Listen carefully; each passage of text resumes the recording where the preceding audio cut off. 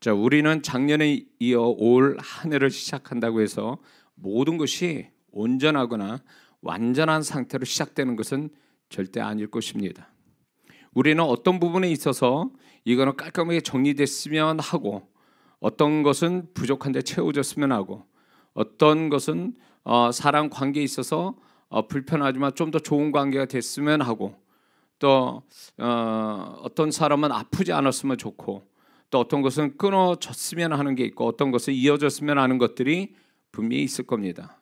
어떤 면에서 보면 우리가 이렇게 바라는 것들이, 이 바라는 것들은 결국 좋은 것은 그렇지 않은 것든 간에 우리가 볼 때 완전치 못하고 완성되지 못한, 하나님 보실 때도 그런 모습의 것들이 있지만 어쩔 수 없어서 올해도 그것들과 인하여 삶이, 그것으로 인해서 삶이 불편하고 불안전하게 굴러가면서 어려움을 겪으면서 우리는 이렇게 생각할 수도 있습니다. 올해는 잘 되겠지 하는 생각으로 올해를 또 이 한 해를 살아갈지 모릅니다.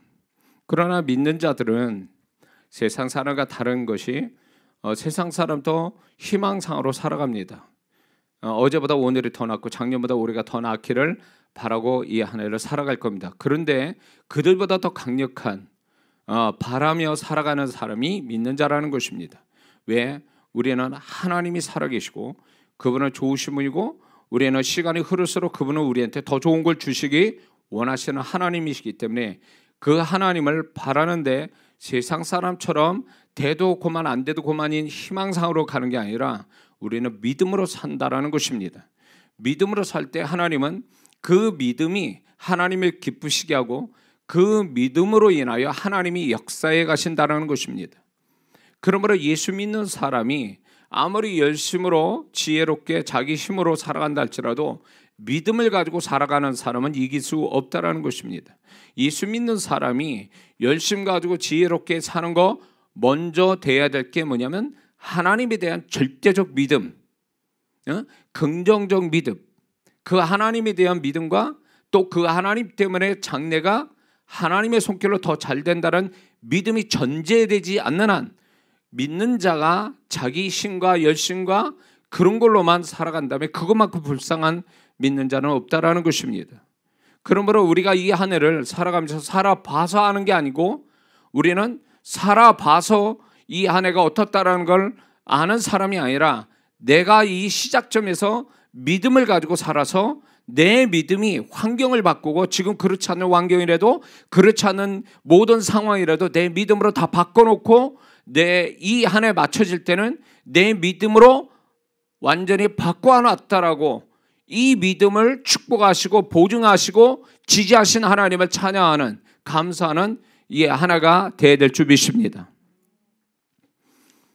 우리가 2020년을 맞는 나와 우리 교회, 그리고 우리 함께 영상으로 참여할 모든 성도들에게 하나님께서 올해 아주 축복스러운 예언의 말씀을 주신 게 바로 이 말씀입니다.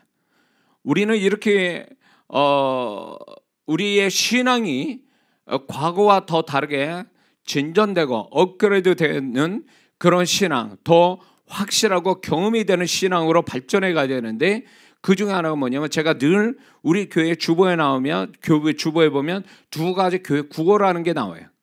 그게 여러분 아시는 분들은 아시겠지만 말씀이 현실이 되게 하죠, 기도가 현실이 되게 하죠.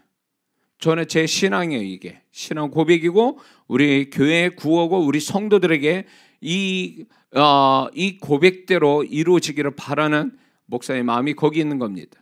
많은 믿는 자들이 교회를 다니고 세련되고 고상하게 신앙생활을 하는데, 문제는 뭐냐면 말씀이 현실이 되지 않아요. 말씀은 머리에 있고 말씀이 교회 안에만 있습니다. 하나님의 말씀이 자신의 현실에서 그게 정말로 그 말씀 그대로 실상을 나타난다는 것을 경험하는 성도들이, 제가 목회를 하고 저도 신앙생활 50년 하면서 그걸 경험하게 된 거죠. 저도 알게 된 거죠. 아, 뜬구름 잡는 신앙, 추상적인 신앙, 그냥 종교적인 신앙, 형식적인 신앙, 그런 신앙으로 신앙생활하는 사람이 너무 많다는 것입니다. 하나님도 자기가 만든 하나님, 성경에서 나타나는 하나님이 아니라 자기가 만든 하나님, 그리고 믿어지지 않는 말씀을 그냥 지식으로 아는 신앙, 그거는 하나님 바라는 신앙이 아닙니다. 구약을 보면 하나님 말씀은 그대로 실상이 됐습니다. 그리고 그 말씀이 실상이 되기 때문에 두려워하고 그 말씀을 목숨 걸고 지켰다라는 거죠. 그러나 오늘 교회 보면은 말씀이 실상이 되지는 않습니다. 말씀은 그냥 지식으로만, 세상 어떤 지식과 다를 바 없는 지식으로만 믿는 자의 머릿속에 남아있다는 것입니다. 지금 영적으로 많이 혼탁하고 기울어진 운동장처럼 이단들이, 악한 영들이, 세상 문화와 이단들이, 각종 악한 영들이 지배하는 모든 것들이 지금 실제적으로 능력을 나타내고, 그리고 믿는 자를 삼키려고 하는데, 믿는 자는 교회 안에서 또 자기 삶 속에 하나님은 안 계시고 그냥 교회 안에서 지식으로 배워진 신앙으로 그 신앙을 겨우 이어가는 이 모습은 굉장히 위태롭다는 것입니다. 그 신앙이 과연 거룩하게 하고, 그 신앙이 주님 만날 만하게 자기 영혼을 지키고, 그 신앙이 과연 하나님을 경험하며 담대하게 세상을 살게 해주냐? 결코 그렇지 않다는 것이 이 목사의 결론입니다. 하나님도 그렇게 생각할 거예요. 뿐만 아니라 우리의 기도가 현실이 되어야 되는데 기도를 위한 기도하는 성도들이 너무 많다는 것입니다. 기도하다 안 되면 그냥 포기해버려요. 그래서 기도가 중간에 포기된 기도가 응답받는 기도보다 아마 더 많을 겁니다. 응답받는 기도보다 수배, 수십 배, 수백 배의 기도가 소멸되는 것들이 얼마나 많은지 알 수가 없습니다. 하나님께서 우리들 기도를 통해 축복하시는데, 기도가 그냥 단지 자기 위로나 아니면 하나님께 하소연하거나 신세 타령하거나 그런 식으로 전락해버리는 것이 오래전입니다.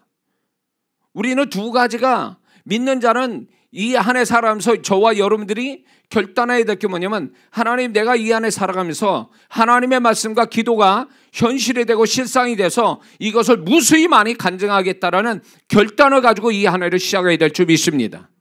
그것을 위해서 담대하게 세상이 어떤 환경이 어떻게 와도 나는 그 하나님을 믿는, 또 말씀을 믿는 이 신앙으로 인해서 내가 이 모든 걸 극복하고 뒤집어 놓겠다라고 하는 담대한 신앙.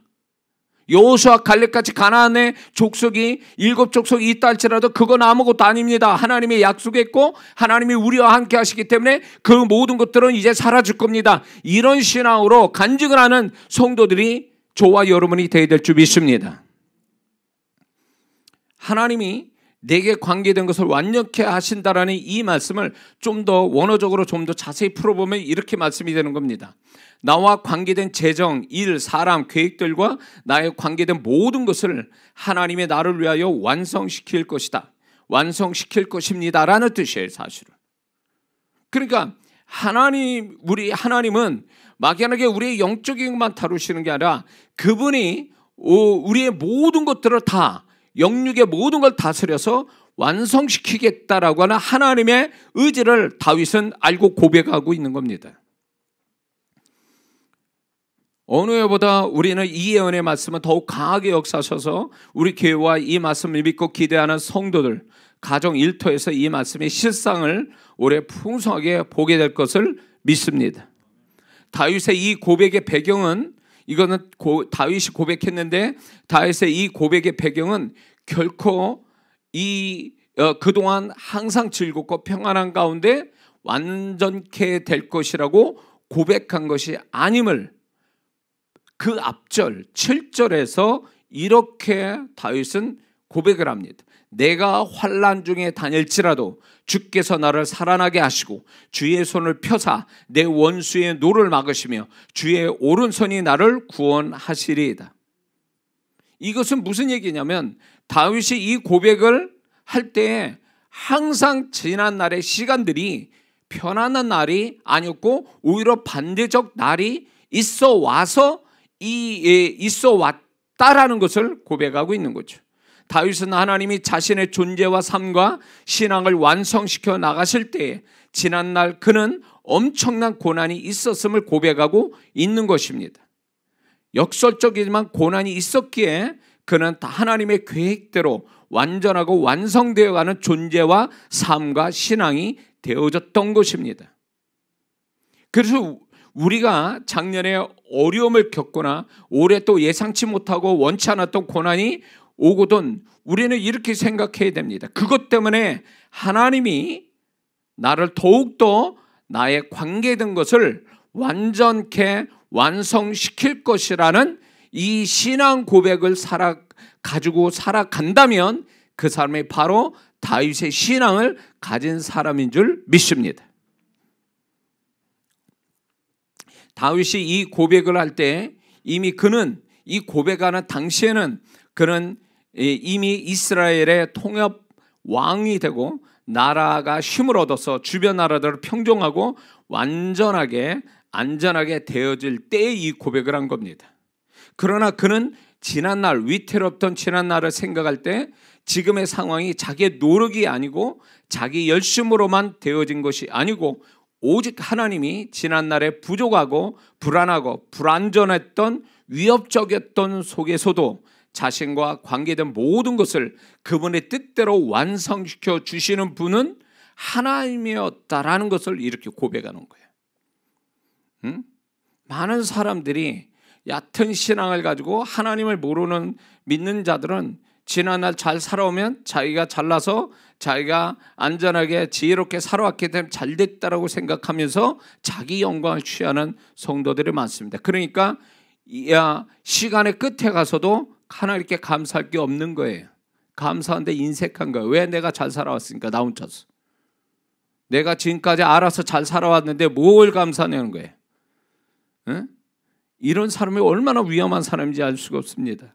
근데 다윗은요, 자기가 지금 자기 위에 있는 사람이 없어요. 이 땅에서는 이스라엘의 통합 왕입니다. 그리고 주변 나라들이 이제 다윗을 위해서 나라가 부강하고 주변 나라에 알아서 조공바치고 이러는 상황이었단 말이에요. 그러면 보통 사람 같으면 그래 내가 이렇게 잘 해왔기 때문에 이런 복을 받은 거야 라고 생각을 할 수도 있어요. 그러나 다윗은 이 고백을 하는 이 배경은 그거예요. 내가 아니라 그 어려웠던 지난 시간 속에 여기까지 오기까지 하나님의 나를 완성시켰다라는 고백이에요. 이게 얼마나 하나님을 감동시킨 일입니까? 여러분들 지난 2021년 시간 끝에서 이런 고백이 있었습니까? 지난 시간을 돌이키면서 하나님이 나를 얼마만큼 나의 삶을 이끌어와서 내가 이렇게 왔다라고 고백하며 진정으로 감사하는 사람이 얼마나 되겠냐 말이에요. 그래서 추수감사절에 제가 그 감사의 내용을 써서 하나님께 감사라고 그랬어요. 아무 감사할 것도 없는데 형식으로 감사헌금 드리지 말고 하나님 앞에 이 다윗의 신앙이 왜 하나님이 구약에 다윗을 그렇게 많이 얘기하실까요? 다윗이 시편을 왜 그렇게 기록해 오셨을까요?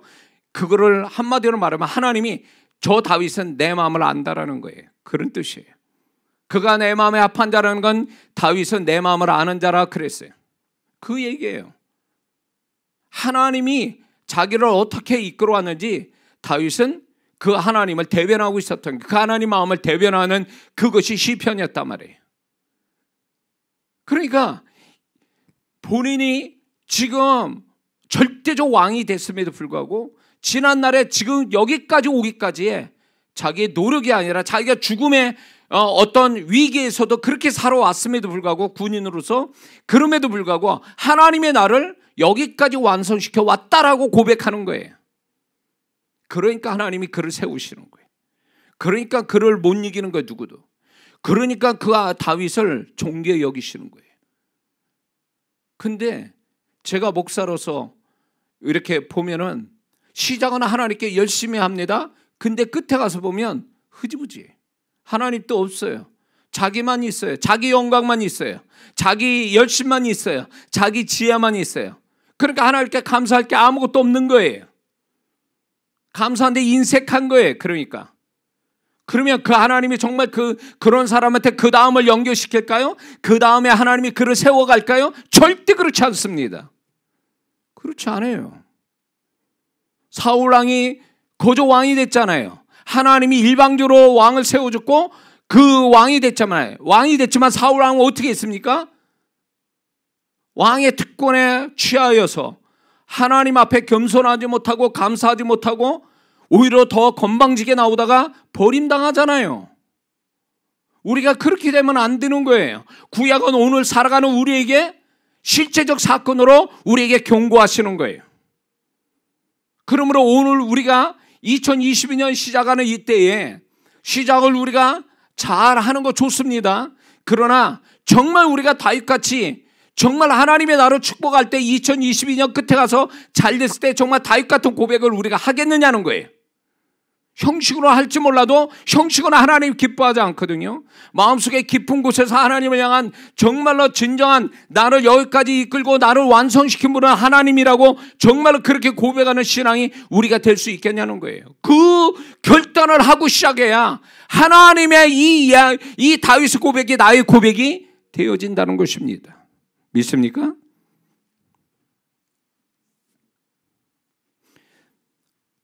우리가 작년에 다윗 같은 고난처럼 어려움도 많았고 또 마이너스 존재와 삶과 신앙을 가졌을지라도 어쩜 우리도 이 한 해 살아가면서 아니면 이 한 해 끝에 와서 다윗의 이 고백을 우리도 하도록 하나님이 이끄시고 그렇게 되라고 우리한테 지금 예언으로 말씀하고 계신 줄 믿습니다. 다윗의 이 고백을 자세히 또 살펴보면 먼저 다윗이 지난날 자신의 주변과 관계된 것들이 불완전하고 문제가 많았고 불가항력적인 삶이 있었음을 전제로 이 고백을 하는 겁니다.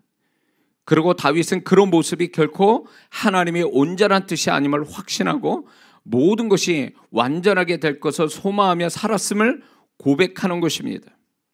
또한 다윗은 이 신앙 고백을 어느 날 어쩌다가 즉흥적으로 한 것이 아니라 그런 어떤 위기의 상황 속에서도 계속 좋으신 하나님을 의지하여 자신과 관계된 것들이 앞으로 하나님의 손으로 완성되어 갈 것이라 계속 믿고 확신하고 살아왔기 때문에 이 고백을 하고 있는 겁니다. 이게 왜 우리에게 중요하냐면 우리가 정말 이 한 해를 살아가면서 우리에게 관계된 모든 것들이 내가 마음에 들고 내가 볼 때 기분 좋고 내가 행복할 만한 관계들이 아닐 수도 있어요. 그럼에도 불구하고 오히려 반대적인 상황이 와도 여전히 다윗처럼 그 과거에 하나님이 그 속에서도 하나님의 나를 완성시켜 가신다. 나를 돕고 계시고 단지 내 편하자고 돕는 게 아니라 하나님의 뜻대로 나를 완성시켜 갈 거라는 믿음의 확신, 믿음의 소망을 가지고 살아가는 것이 이게 하나님을 기쁘시게 하는 거고 그렇게 하는 자가 진정으로 완전케 하여 우리를 행복하게 만들고 우리가 그 하나님 앞에 정말 감사가 커서 어찌할 바를 모르는 그런 날이 우리에게 있게 될 거라는 것입니다. 믿습니까? 다윗의 이 고백은 그날 자기가 왕이 돼서 모든 것이 만족할 때 그때 고백, 그거를 위해서 고백한 게 아니에요. 이 고백은 지난 날을 생각하며 고백하여 증거이기 때문에 하나님이 이 다윗의 고백을 귀히 여기신 거예요. 우리가 잘 될 때 우리 하나님 감사합니다 이렇게 얘기는 하지만 정말 안 될 때도 그 하나님을 의지하고 믿음으로 인해서 그 하나님을 소망하면서 그런 고백을 할 수 있느냐는 거예요. 다윗은 그렇게 살아왔기 때문에 시편을 보면 다윗은 그렇게 살아왔기 때문에 그의 고백이 틀리지 않았다는 걸 증명하는 거예요. 하나님이 그걸 인정해 주는 거예요. 신앙은 잘 될 때가 아니라 안 되고 어려울 때 그 사람 신앙의 모습이 드러나는 거예요. 잘 될 땐 기도도 안 합니다. 하나님께 게으릅니다. 예배도 안 드려요. 그러다가 문제가 생기면 그때부터 시작을 해요. 그 사람 신앙이에요. 그게 신앙의 모습이에요. 그거는 결국 뭐냐면 그렇게 문제가 있을 때 하나님 찾는 것 그거 잘못된 건 아니에요. 그렇게라도 해야 돼요. 그러나 그 사람이 하나님을 평소에 어떻게 생각하고 하나님과 어떻게 살았는지를 얘기하는 거예요. 이 코로나로 인해서 얼마나 많은 성도들이 교회를 떠난 줄 아세요? 만교회가 없어졌다는 얘기는 뭐예요? 만교회에 속한 성도들이 없어졌다는 얘기예요. 그 성도들이 한 교회에 10명이라도 근 10만 명이에요. 그 성도들은 어디 갔다는 얘기예요? 딴 교회 갈 수도 있겠죠. 그러나 세상에 묻히고 자기 삶에 묻혀서 주님 앞에 나오지 않는 자들이, 그러니까 교회가 문을 닫은 거예요. 그건 뭘 얘기할까요? 증거예요. 세상이 증거고 코로나라는 위험에서 증거예요. 하나님은 진자의 축복은 없어요. 위로는 있을지 몰라도 진자의 축복은 없어요. 계시록에 보세요. 진자에게 약속한 게 뭐가 있습니까? 이기는 자에게만 하나님이 약속을 주시잖아요. 그렇기 때문에 제가 거듭 말씀이지만 우리가 이렇게 불편하고 어려운 위기의 상황은 결국 우리 신앙을 테스트하는 거예요. 이럴 때 하나님을 기쁘시게 돼. 다윗같이 그래도 여전히 내가 이런 상황에 살지라도 하나님은 나를 향한 계획이 멈추지 않고 이루어 가실 겁니다. 그 하나님은 나를 향한 성실함이 버리지 아니하시고 나를 이끌고 가실 겁니다. 그래서 내가 결코 이런 상황에 굴복하지 않고 그 하나님 나를 이끌어가는 데서 내가 그 하나님이 계획하신 대로 완성되어야 하나님을 높이게 될 겁니다.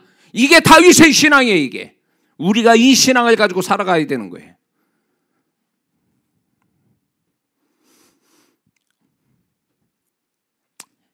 우리가 지금 우리의 삶 속에 문제가 많고 버릴 수도 없고 끊을 수도 없는 관계된 것들이 계속 우리를 힘들게 할지라도 우리가 결코 낙심하거나 불안한 것이 아니라 그때 그런 모습이 있을지라도 여전히 언젠가나 하나님의 나를 완성시켜 가실 것이다.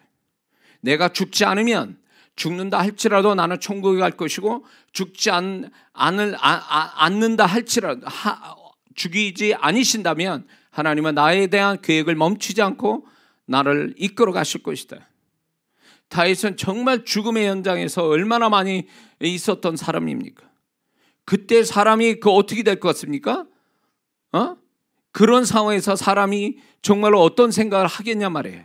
자기 생명의 보존, 안전을 생각하지 그 하나님을 생각하면서 하나님이 그래도 하나님이 나를 이끌어 가실 거다. 나를 향한 뜻을 분명히 이루어 가실 거다라는 그런 하나님에 향한 신앙을 가질 사람이 얼마나 되겠냐 말이에요.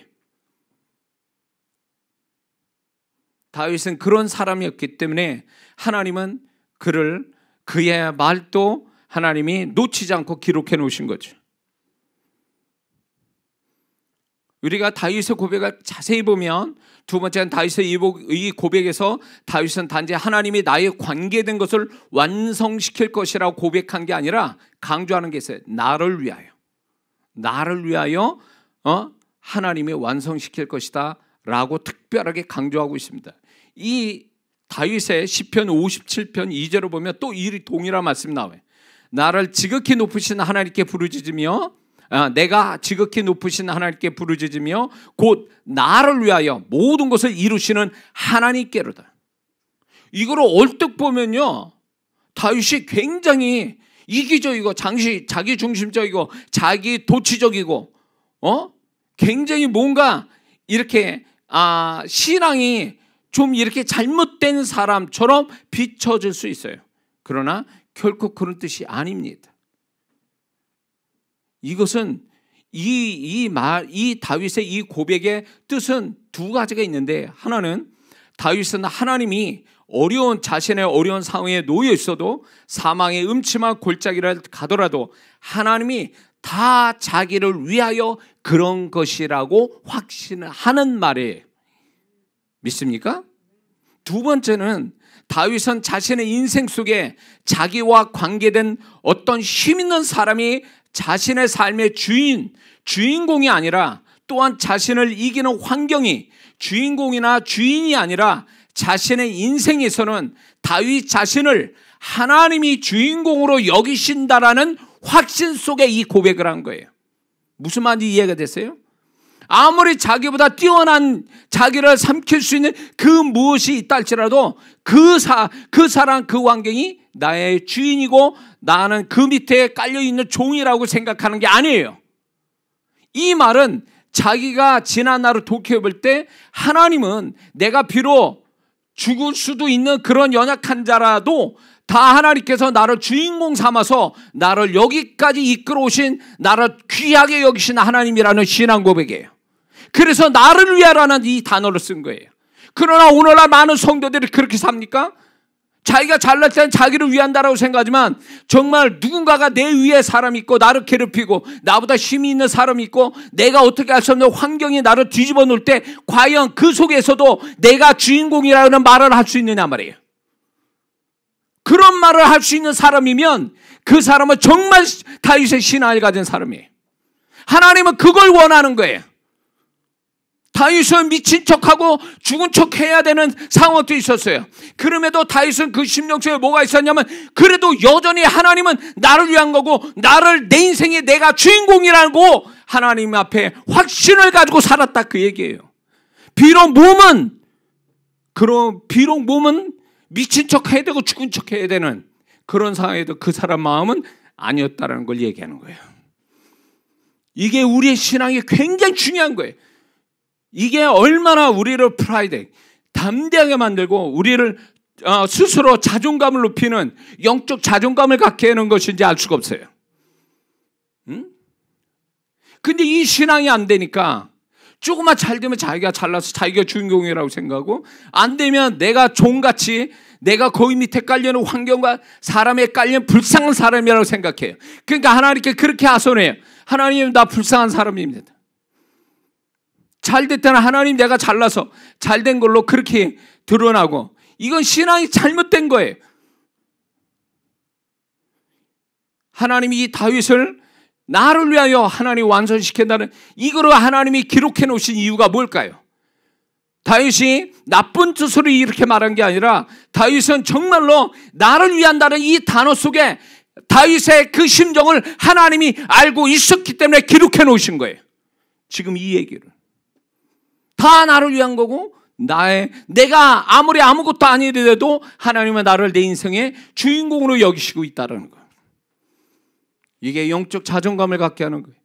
이런 사람이 세상을 변화시키고 하나님이 그 사람과 함께 더불어 역사해 가는 거죠. 응? 이스라엘 백성은 광야에서 르비딤에서 아말렉 족속과 한 번만 싸웠어요. 그리고 가나안 이제 7 족속과 싸워야 되는 상황이 된 거예요. 광야 2세대는 부모 세대와 달라요. 그래서 전쟁을 치러보지 않는 세대예요. 근데 가나안 7 족속에 그들과 7년의 장장 7년 동안 피비린내 나는 싸움을 합니다. 전쟁을 치러. 그럴 때 하나님은 뭘 얘기합니까? 강하고 담대하라.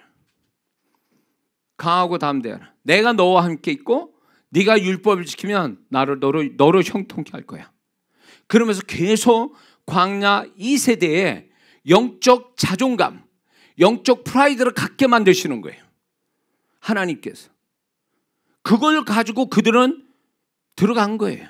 요단강을 건너간 거죠. 가나안 땅에 들어간 거예요. 우리에게 이게 얼마나 중요한지 몰라요. 예수 믿는 사람이 돈 많은 사람 앞에 지식 많고 학벌이 좋은 사람, 자기 직장의 상사에 아니면 내가 가지고 나보다 더 좋은 환경 속에 살아가는 사람, 이런 거를 보면서 부러워하고 열등감에 빠지고 그래가지고 낮은 자존감으로 살아가는 거 결코 하나님 뜻이 아니라는 거예요. 그건 믿는 자의 모습이 아니라는 거예요. 다윗은 그보다 더한 상황을 만났어도 그는 그 마음속에 하나님을 향한 영적 자존감을 버리지 않고 하나님의 나를 위한다라는 이 생각으로 견디고 살아온 자예요. 그래서 이스라엘 왕이 된 거 아니에요. 우리가 그렇게 살아야 되는 거야. 이 하나에 살아가는데 우리를 얼마나 짓밟고 우리를 힘들게 하고 우리를 얼마나 넘어뜨리는 것들이 얼마나 많겠어요. 우리가 불강력적인 문제 속에 얼마나 힘들어하겠어요. 그럴 때 우리가 하나님 나 살려주세요. 기도하는 것보다 더 중요한 게 뭐예요? 다윗 같은 심정을 갖고 있어야 돼. 다윗 같은 영적 자존감을 가지고 살아야 된다는 거예요.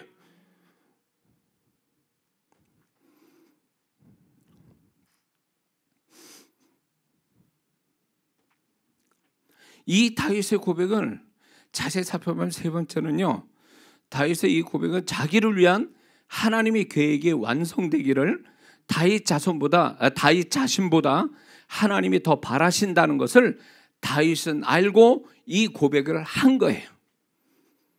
이게 무슨 말이냐면 하나님이 나를 위하여 완성시켜 가실 것이다 라는 이 얘기는 어떻게 보면 그게 자기만을 위한 거라고 생각할 수 있어요. 그러나 이 말씀을 강감히 다윗의 심정을 생각하면서 이 말씀을 가만히 해석해 보면 그게 결코 그런 게 아니라 그 겉으로 드러나는 오해받을 수 있는 뜻도 있지만 정말 그 다윗이 말하고 싶어하는 그 내면의 뜻이 깊은 뜻이 있는데 그게 뭐냐면 나를 위하여 하나님이 완성시켜 간다는 게 아니라 하나님이 나한테 바라시는 것을 이루기 위하여 나를 완성시켜 가신다는 뜻이에요. 하나님을 먼저 생각한 거예요. 하나님 먼저 생각한 거예요. 많은 성도들이 하나님으로부터 어떤 형태로든 축복을 경험하면 자신이 하나님 앞에서 열심을 냈기 때문에 축복받을 만한 거고, 또 그 축복은 자신만을 위한 축복이라고 생각하고 축복받은 다음에 사람이 변질돼 버려요. 그런 성도는 착각에 빠진 성도예요. 왜 그런 줄 아세요?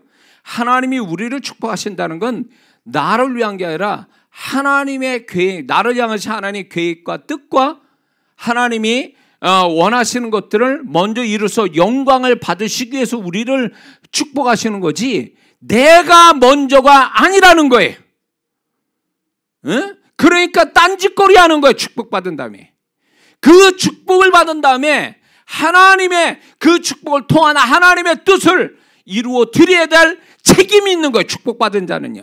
축복받은 게 중요한 게 아니라 축복받은 다음에 책임이 중요한 거예요. 그래서 정말 이거를 아는 성도는요, 성숙한 성도는 하나님 왜 축복하셨을까? 무엇 때문에 축복하셨을까? 그리고 축복받은 자신이 하나님 위해서 무엇을 해야 될지 하나님께 묻는 사람이 된다는 거죠. 하나님, 제가 이 다음에 뭘 해야 될까요? 하나님 위해서 무엇을 할까요? 이렇게 말한다는 거예요. 이게 성숙한 성도예요.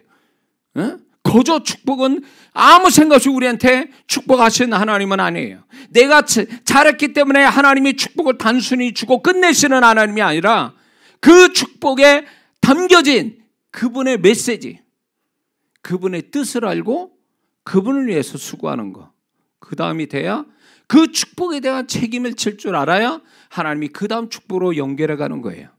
다윗은 그렇게 했기 때문에 이스라엘 왕까지 된 거예요.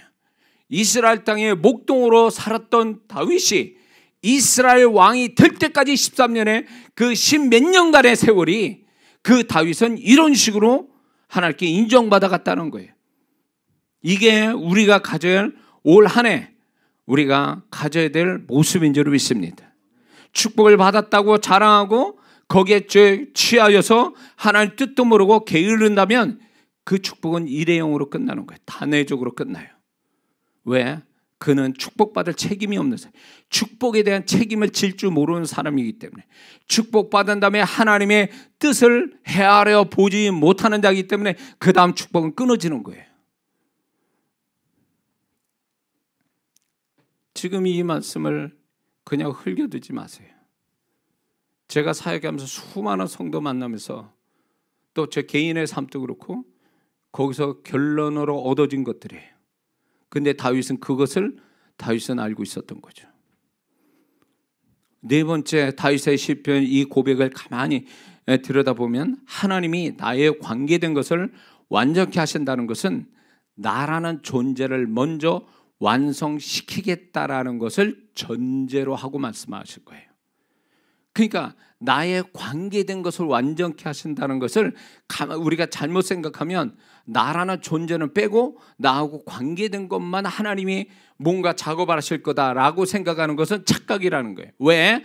하나님은 나의 관계된 것을 어떻게 하시기 전에 먼저 나라는 존재부터 어떻게 하신다는 걸 우리는 잊지 말아야 됩니다.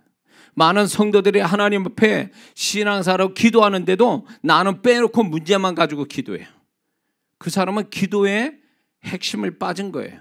하나님이 왜 기도시키는가? 자기를 빼고 자기의 관계된 것만 얘기하는 건 얼마나 이게 얼마나 잘못된 겁니까? 자기의 관계된 걸로 하나님이 나를 빼놓고 얘기하시겠냐 말이에요. 나를 빼놓고 나의 관계된 것만 하나님 역사하시겠냐 말이에요. 결코 그렇지 않아요. 왜? 하나님은 나의 존재를 목적으로 삼고 나의 존재가 나의 관계된 것보다 더 우선이 되기 때문에 그런 거예요. 믿습니까? 나의 관계된 것이 우선이 아니라 나라는 존재가 먼저 우선이 되는 거예요. 그래 많은 성도들은 신앙 생활하고 신앙 행위가 그 신앙 행위로 축복받으려고 그래요. 자기 존재를 빼놔야 신앙 행위로 대신한단 말이에요. 자기 신앙 행위가 곧 자기 존재 아니에요. 그 사람 신앙 행위가 그럴싸해도 그 사람 존재도 그럴까요? 그렇지 않잖아요. 우린 다 알고 있잖아요. 기도 많이 하고 봉사 많이 한다고 그 사람이 그 내면 또 그렇습니까? 말씀 많이 한다고 그 사람이 내면의 말씀이 들은 것만큼 그런 존재입니까? 아니잖아요. 우리는 알잖아요. 그러니까 하나님은 나의 관계된 것을 축복하기 전에, 나의 관계된 걸 완성시키기 전에 뭘 완성시키냐? 나의 존재를 완성시키는 거예요. 내가 나의 존재의 그 수준이 나의 축복의 수준이 되는 거예요. 믿습니까? 자기는 엉망인데 축복해달라고 자기의 관계된 걸, 그런 분들이 종종 나타난 성도들 많아요. 담배 내서 풀풀 풍기고 신앙생활도 주일도 개떡같이 안 지키면서 와가지고 자기 문제 있다고 해결해달라고 헌금 드려서 기도해달라. 기도해주고 싶지는 않은 성도들의 한두 명이 아니에요. 그렇게 하면 그러면 하나님이 축복하실 줄 아냐 말이지. 하나님 몰라도 한참 모르는 거예요. 자기가 뭔 문제가 있는데 자기의 관계된 게 축복이 되겠냐 그 얘기예요. 주일도 안 지키고 세속적으로 살아가는 사람이 하나님이 자기 관계된 걸 저 얼씨구나 하고 축복하시겠냐 그 얘기예요. 하나님 몰라도 한참 모르는 성도들이에요.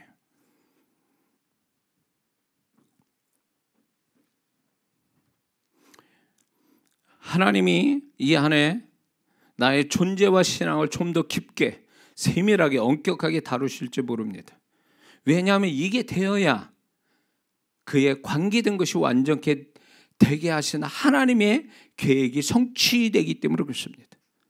나의 관계를 나를 존재를 하나님이 다루셔야 비로소 나의 관계된 걸 다루시고 그걸 통해서 우리를 축복하신 하나님이 거기에서 만나진다는 거죠. 그래서 나의 관계된 것을 완전케 하신다는 뜻은 이 다윗의 고백에 고백되지 않는 걸 우리는 알아야 됩니다. 그게 뭐예요? 나의 존재를 완성시킬 때 나의 관계된 것을 완전케 하실 거라는 이것을 우리는 분명히 알아야 될 줄 믿습니다. 내가 나의 존재가 완성되는 것만큼 나의 관계된 게 완성이 될 겁니다. 이 말씀을 얼핏 들으면 굉장히 기분 좋아요. 그러나 이 말씀을 가만히 묵상해 보면 다윗이 고백한 거잖아요. 그런데 이 고백 속에 다윗이 고백하지 않는 게 바로 그거예요. 나의 존재를 하나님이 완성케 하심으로 해서 나의 관계된 것을 완성케 하셨습니다. 이런 뜻이에요. 이스라엘 왕이 거저됐겠냐 그거예요. 이스라엘 왕이 되기까지 다윗이 어떤 고난을 받고 얼마나 고통을 받았는지 알 수 있잖아요. 시편을 통해서 다윗이 얼마나 하나님이 그의 존재와 그의 신앙을 다루는지 그 시편에서 우리는 알 수 있잖아요. 그게 이스라엘 왕을 만든 거예요. 그의 그 고백이, 그의 존재가 하나님의 이스라엘 왕이 될 만한 존재가 되게 하나님이 그의 존재를 다루신 거예요.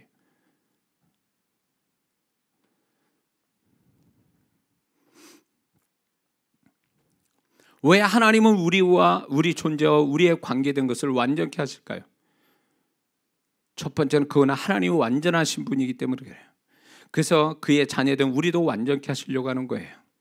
하나님이 세상을 창조해놓고 보기 좋았다고 했어요. 완벽했다는. 그러나 아담을 창조한 다음에 하나님께서 창조하신 다음에 그가 혼자 있는 게 좋지 않다 해서 하와를 주셨어요. 최초로 완성되지 않는 그 사람의 존재에 대해서 완성시키기 위해서 하와를 주신 거죠.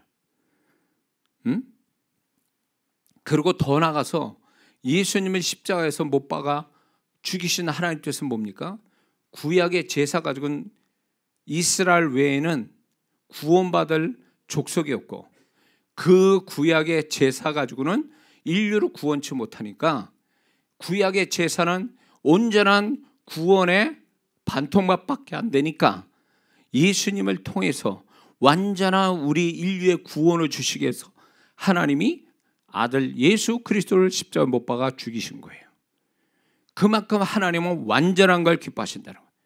그러므로 자녀된 우리도 그분을 닮아서, 어느 부모가 내 자식이 나를 닮기를 원하지 남의 부모 닮는 거 원치 않습니까? 그처럼 하나님께서 우리 그분의 자녀가 돼서 그분이 완전하시니 우리도 완전케 하시기를 원하시는 하나님 뜻이 거기 있기 때문에 그렇습니다. 두 번째는 우리 자신이 인생의 결정적일 때, 또 마지막 때 하나님 앞에 잘 서기 위하여 완전케 하신다는 것입니다. 자, 창세기 17장 1절을 보면 아브라함의 99세 때 여호와께서 아브라함에게 나타나사 그에게 이르시되 나는 전능한 하나님이라. 너는 내 앞에서 행하여 완전하라. 뭘 행하라고? 믿음을 행하여서. 완전한 믿음을 행하여 내 앞에 완전하라. 이 말씀할 때가 언제라고요? 99세요. 이삭이 언제 낳았다고요? 100세 때. 그러면 1년 전에 하나님은 아브라함에게 네 믿음을 완전히 행하라. 그걸 얘기하시죠. 그의 믿음이 완전해졌을 때 하나님이 드디어 역사를 일으키자. 1년 만에. 이거예요. 결정적일 때, 우리의 결정적일 때, 우리가 마지막 때 더 나가서 뭔가 위기나 축복이나 뭘 그 앞에 둘 때 하나님이 이 얘기하시는 거예요. 너는 내 앞에서 완전하라. 그래서 하나님이 어떤 성도를 축복하실 때 반드시 먼저 그 축복 전에 우리에게 요구하시는 완전함을 하나님을 요구하신다는 거예요. 창세기 6장 9절을 보니까 노아의 사적은 이러하니라. 노아는 의인이여 당대의 완전한 자라. 그가 하나님과 동행하였으며. 이 노아는 새로운 인류의 조상이었어요.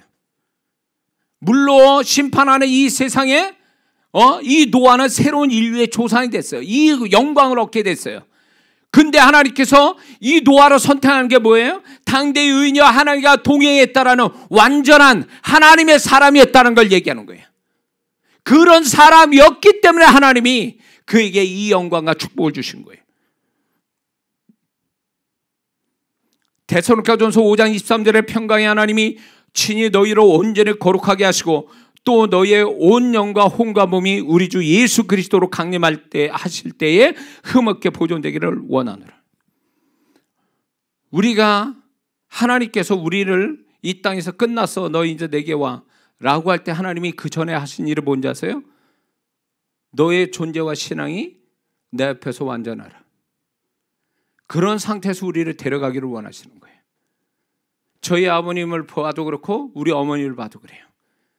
우리 아버님이 정말로 지난날에 이렇게 잘못 사신 거에 대해서 정말 당신이 하나님 앞에 회개하고 또 자식과 저희 어머니한테 잘못한 거를 그 앞에서 용서를 구하고 그리고 계속 회개하며 사시다가 돌아가시 전날에 목사님을 모시고 집에서 예배를 드리시고 그 다음날 돌아가셨어요. 하나님께서는 은혜의 하나님이세요. 그의 자녀가 마지막 순간에 하나님께 바로 서게 하기 위해서 그 전에 완전케 하시는 그 은혜를 주신다 그거예요. 그리고 더 나아가서 이제 주님이 공중으로 재림할 때 우리를 신부로서 그분을 만나기 전에 하나님께서 말씀하는 게 그거예요. 그분 만나기에 흠없는 자가 되라. 영과 혼과 육이. 그걸 우리에게 요구하시는 거예요. 완전케 하기를 원하시는 하나님. 우리가 그 완전케 하게 하도록 기회를 주시고 은혜를 주시는 것은 결국 나를 위한 거예요. 하나님께 바로 서기 위해서. 하나님의 받을 축복을 온전히 받게 만들기 위해서 나를 온전케 하신다는 거예요. 그러므로 우리가 이 안에 2022년을 살면서 우리가 이 끝의 시간에 갔을 때 우리가 시작점 지금보다도 더 그때에 가서 완전케 되는 완성시키는 우리의 신앙과 존재가 돼야 하나님이 새로운 은혜와 축복을 우리한테 주신다는 거예요. 믿습니까? 우리 그렇게 가야 돼요. 지금보다 더 못나면 그 사람은 위험한 거죠. 왜? 하나님은 더 완전해 가고 더 잘 되기를 바라는데 더 나빠진다면 그 사람은 하나님과 다른 방향으로 가고 있다는 얘기예요.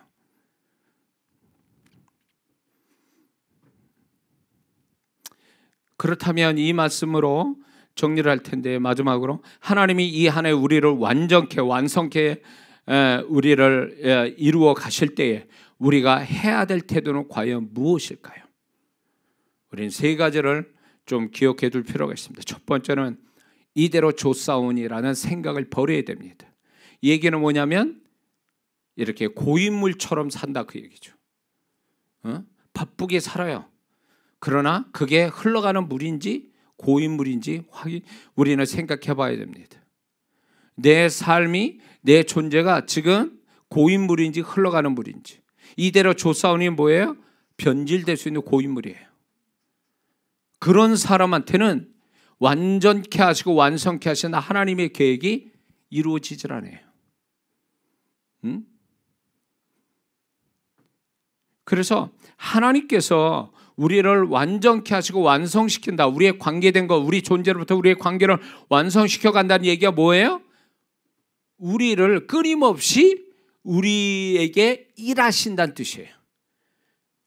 완전과 완성케 하기 위해서 우리에게 일하신다는 얘기니 우리도 그분 따라서 흘러가야 된다는 거죠. 그분 따라 움직여야 된다는 거예요. 우리의 생각과 우리의 삶이, 우리의 신앙이 그분의 흐름 따라 가야 된다는 거예요. 멈추면 안 된다는 거죠. 이대로 조사오니 요 정도 하면 됐사오니라는, 이거는요 하나님이 우리를 완전과 완성케 하시는 것에 걸림돌이 되게 하는 거예요. 하나님을 일을 못하시게 만드는 거예요. 그러므로 이 생각은 버려야 됩니다. 항상 흘러가는 물처럼 돼야 돼요. 항상 움직여야 돼요.